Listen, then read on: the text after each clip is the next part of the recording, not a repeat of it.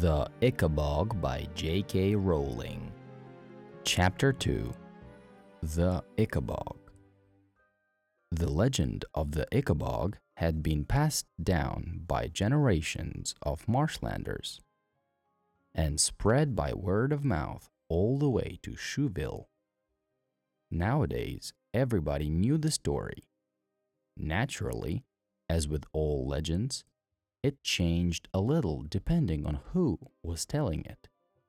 However, every story agreed that a monster lived at the very northernmost tip of the country, in a wide patch of dark and often misty marsh too dangerous for humans to enter. The monster was said to eat children and sheep. Sometimes it even carried off grown men and women who strayed too close to the marsh at night. The habits and appearance of the Ickabog changed depending on who was describing it. Some made it snake-like, others dragonish or wolf-like.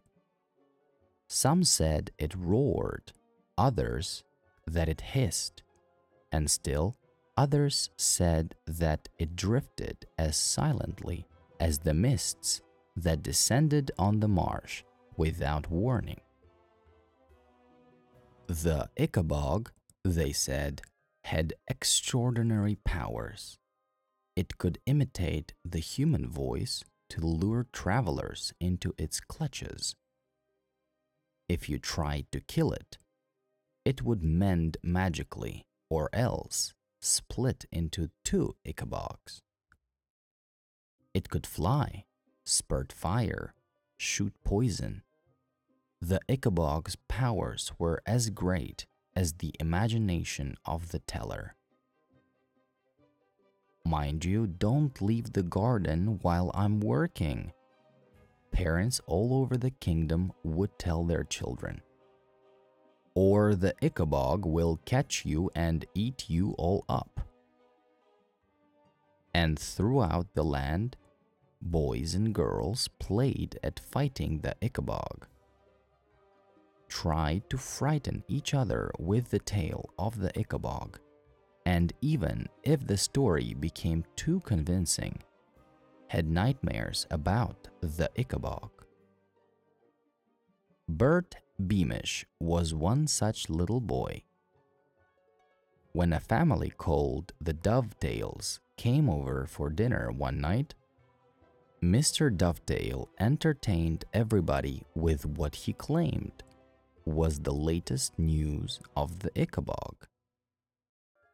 That night, 5-year-old Bert woke sobbing and terrified from a dream in which the monster's huge white eyes were gleaming at him across a foggy marsh into which he was slowly sinking. There, whispered his mother, who tiptoed into his room with a candle and now rocked him backwards and forwards in her lap. There is no Ickabog, Bertie. It's just a silly story. But Mr. Dovetail said sheep have gone missing, hiccuped Bert. So they have, said Mrs. Beamish, but not because a monster took them. Sheep are foolish creatures. They wander off and get lost in the marsh. But Mr. Dovetail said people disappeared too. Only people who are silly enough to stray onto the marsh at night, said Mrs. Beamish. Hush now, Bertie. There is no monster. But Mr. Dovetail said people heard voices outside their windows and in the morning their chickens were gone. Mrs. Beamish couldn't help but laugh.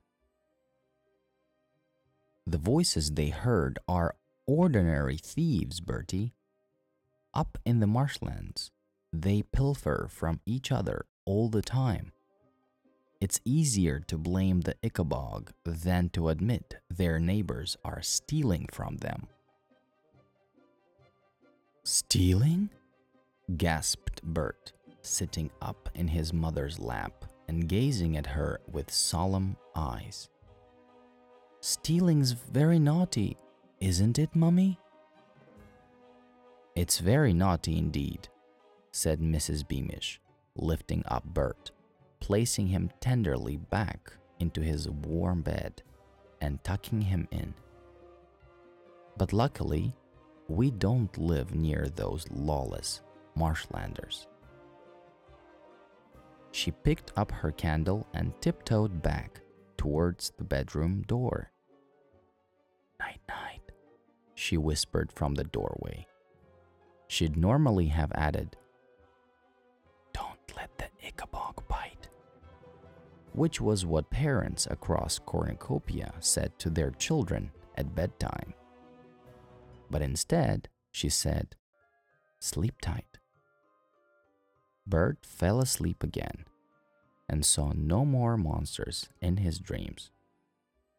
It so happened that Mr. Dovetail and Mrs. Beamish were great friends. They'd been in the same class at school and had known each other all their lives.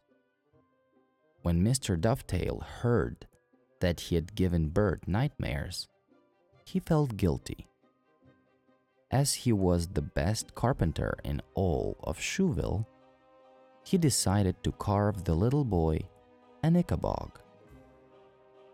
It had a wide, smiling mouth, full of teeth and big, clawed feet, and at once it became Bert's favorite toy. If Bert or his parents or the Dovetails next door or anybody else in the whole kingdom of Cornucopia had been told that terrible troubles were about to engulf Cornucopia, all because of the myth of the Ickabog, they'd have laughed. They lived in the happiest kingdom in the world. What harm could the Ickabog do? There is no harm in checking out Studi's The Ickabog Activity Book for Chapter 2. Discover the mystery at teacherspayteachers.com/store/studi. Link in the description below. Subscribe and like.